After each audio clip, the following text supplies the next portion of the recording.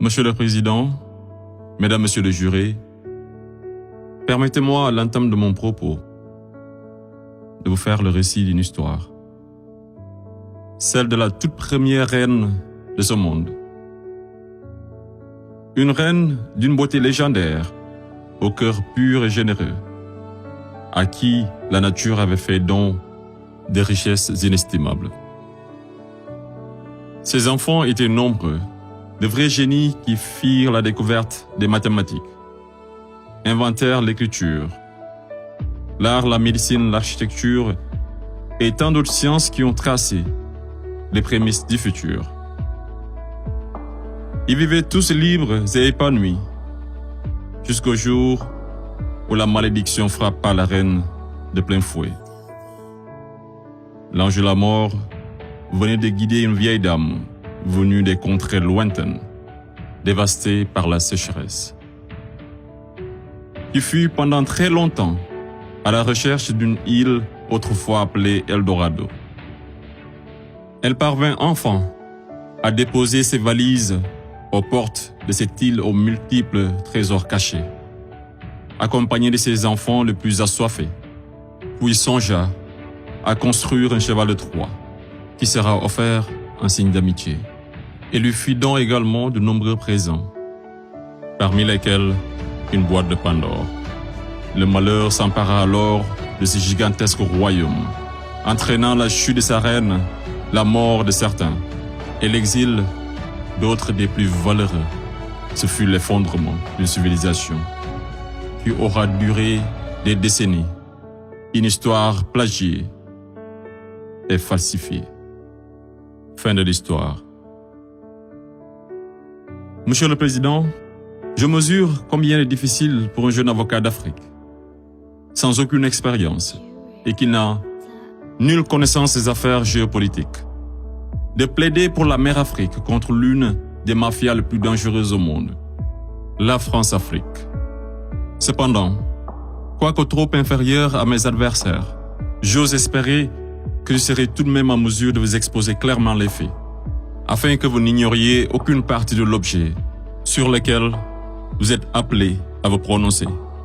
Je vous prie alors de m'écouter avec bienveillance.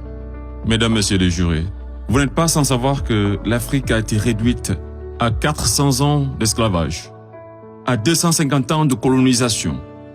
Et aujourd'hui encore, l'Afrique est sous la domination de ces délinquants, ces va-t-en-guerre, criminels en col blanc, ces salauds et mafieux de la pire espèce. Objection! Objection rejetée. Modérez votre langage. Désolé, Monsieur le Président. Le plus grand mal de l'Afrique, je n'ai pas peur de le dire, c'est les multinationales françaises, telles qu'Areva, Bouygues, Bolloré, Total et consorts, qui se cachent souvent derrière les dirigeants français, dont elles financent les campagnes. Et en contrepartie, ces derniers sont tenus de mettre la pression sur certains dirigeants africains, qui, de peur de finir comme un Thomas Sankara, ou un Sylvanus Olympio, ou encore un Muammar Kadhafi, pour ne citer que cela, se voient contraints de leur accorder le plus gros marché, sans passer par aucun appel d'offres, sans oublier toutes les mallettes d'argent qui sont envoyées en direction de l'Élysée, pendant que les pauvres Africains crèvent de faim dans les quartiers délabrés. Et on s'étonne de voir de jeunes Africains désespérés s'embarquer sur le navire de fortune à la quête d'une vie meilleure. Et je vous assure qu'ils sont nombreux parmi ces jeunes à avoir tenté toutes les voies et moyens légaux, mais en vain. Pendant ce temps, la France et l'Union européenne se font des fortunes derrière leur business le plus lucratif, les demandes de visa Schengen, qui sont pour la plupart rejetées sans aucun motif valable. Monsieur le Président, avant que je n'oublie, permettez-moi de poser une question à la France-Afrique. Parmi tous les leaders africains morts assassinés, pouvez-vous nous citer ne serait-ce qu'un qui fut réputé un grand ami de la France? J'imagine qu'il n'y en a pas eu. Mesdames, Messieurs les jurés, je vous laisse juger. Monsieur le Président, j'accuse la France, la France-Afrique, de crimes contre l'humanité, de crimes d'agression, de crimes économiques et d'avoir été derrière des crimes de génocide. La plupart des dirigeants français sous la Ve République me rappellent des propos d'un homme sage qui disait, je cite, « Les postes éminents rendent les grands hommes encore plus grands et les petits hommes encore plus petits. » Fin de citation. Et le pire d'entre eux, c'est ce nain assassin de Sarko. Ce trafiquant d'influence, connu pour sa mégalomanie, l'homme aux scandales multiples, Bettencourt, Tapi, Kadhafi et j'en passe. Ce criminel contre l'humanité, toujours en liberté, qui se la coule douce derrière les mélodies de la brune, alors que sa place se trouve à la haie.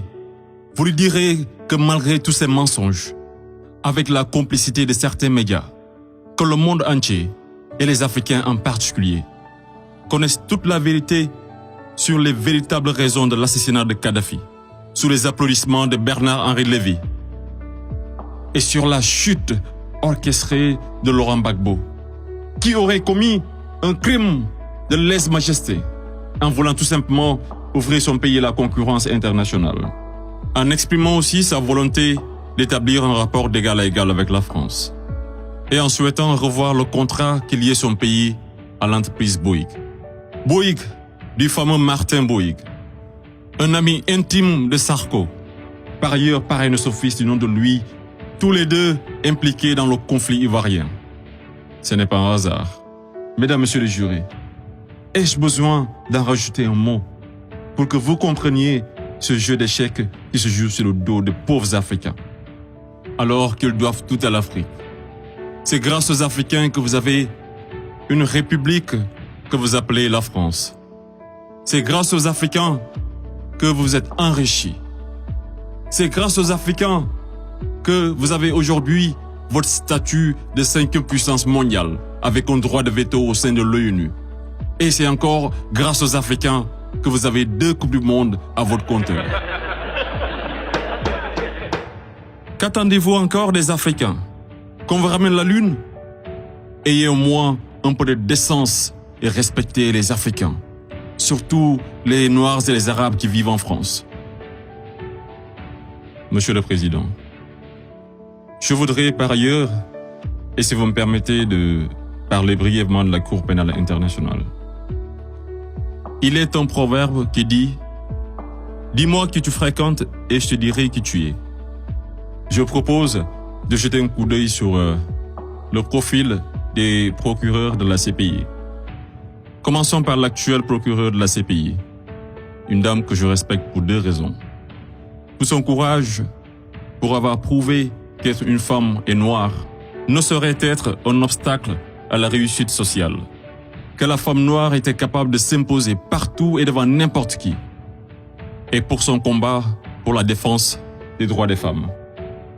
Mais devrions-nous faire semblant d'oublier qu'elle fut procureure générale, proche collaboratrice et conseillère juridique du président, et ministre sous l'une des pires dictatures de l'histoire de l'Afrique, sans jamais démissionner? N'est-elle pas comptable de ce régime? Le premier procureur de la CPI, l'Argentin Luis Moreno Ocampo, une haute personnalité dont le nom est impliqué dans les affaires de viol, de corruption, d'abus de pouvoir. Un procureur de la CPI qui détient avec son épouse des entreprises offshore dans les paradis fiscaux des îles Vierges, de Panama et de Belize. Et c'est le même type qui aujourd'hui offre ses services aux personnalités poursuivies par la CPI afin de les aider à échapper au séjour à la haie, moyennant de grosses sommes d'argent. Et tenez-vous, qui sont 123 pays à avoir ratifié le traité de Rome. Et sur 10 enquêtes ouvertes, 9 sont africaines. Je me pose la question à savoir, sommes-nous dans une cour pénale internationale ou africaine? Voilà une cour qui représente pour les Occidentaux un instrument d'oppression et de domination des Africains et de leurs dirigeants. C'est pourquoi l'Afrique a besoin d'une cour pénale africaine, par les Africains, rien que pour les Africains et financée par les Africains.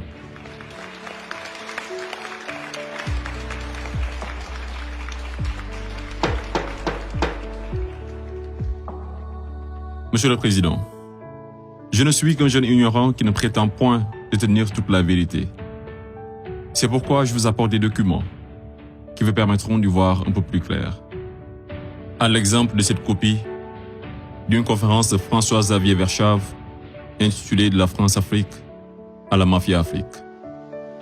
Je salue également le courage de ces hommes et femmes de valeur qui osent lever leur voix pour défendre les intérêts de l'Afrique. Je pense au grand Kémy Séba avec l'ONG Urgence panafricaine. Je pense également à notre frère Claudie, à Fatou Diom, au grand Youssou N'Dour, à notre maman Angélique Kidjo et d'autres artistes des plus engagés comme Alpha Blondy et Tiken Jah Fakoly pour ne citer que cela. Sans oublier toutes ces personnalités qui œuvrent pour la promotion des jeunes et des femmes à l'égard du docteur Anta Sané et bien d'autres femmes de valeur. Monsieur le Président, loin de moi l'idée de proliférer des menaces. Mais si par malheur, la France-Afrique est aujourd'hui acquittée, sachez que la jeunesse africaine l'obligera à quitter. Elle se mobilisera davantage et réunira toutes ses forces vives, hommes et femmes de valeur, sans exception d'âge.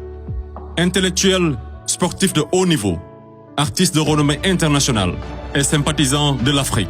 Et tous mèneront une campagne dévastatrice par tous les moyens pacifiques afin de dégager un par un ces béni-oui-oui, présidents marionnettes de la France-Afrique, en faveur de vrais leaders panafricains véridiques qui auront le courage de mettre fin à la domination de cette mafia et qui décideront de la fin de la plus grosse arnaque de l'histoire, le franc CFA.